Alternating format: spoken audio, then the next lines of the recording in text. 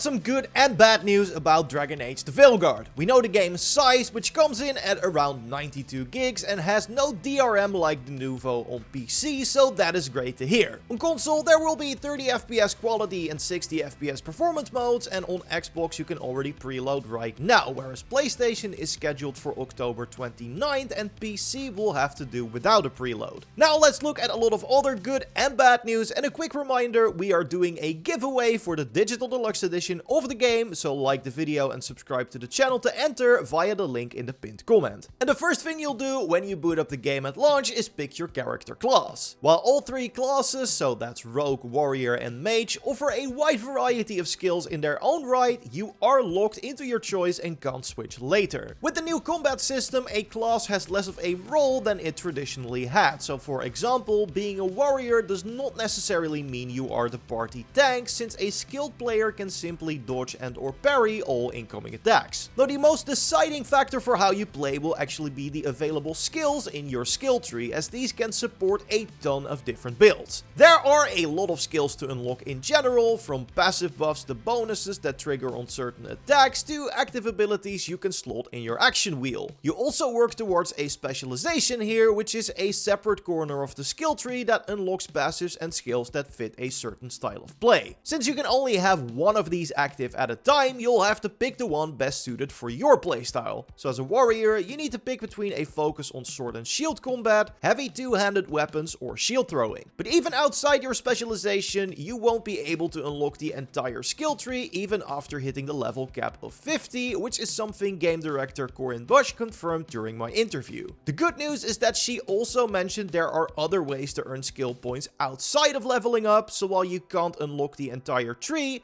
you can eventually fill out quite a lot if you earn every single skill point. And apparently there are even skills and abilities that are earned outside of skill tree progression, so this massive tree isn't even painting the full picture. You do want to earn these extra skill points before jumping into the game's ending though, as Corinne also shared that we would not be able to continue playing after the end of the story, which had me a bit worried to be honest, but it's not as bad as you might think. There is a clear point of no return, and the game actually makes a custom save at that point you can return to after finishing the story. Not being able to continue playing simply means there is no post-campaign content like the Remnants of Asgard in God of War Ragnarok, for example. The devs did promise there would be plenty of content on the level of post-campaign challenges, but that just means those will become available near the end of the game, not after the credits have rolled. But the team wants the ramifications of what happens in the ending to carry on into the next game, so now I'm no longer worried, just very curious as to what those ramifications could be. And as someone who loves a challenge, I'm of course also very curious about those super difficult challenges the devs hinted at. I talked about Blighted Champions in our previous video, which are optional bosses that when defeated can unlock new parts of the map. But apparently these are just the beginning, as we saw a fight against a dragon in the most recent gameplay trailer, and the devs also mentioned special Apex bosses that will be a real test of your skill and build. Which is great news, and you of course want to gather the best possible gear for these difficult fights too, as gear actually has a pretty major impact on your build. So let's start with the basics. Each class has 3 weapons, a helmet,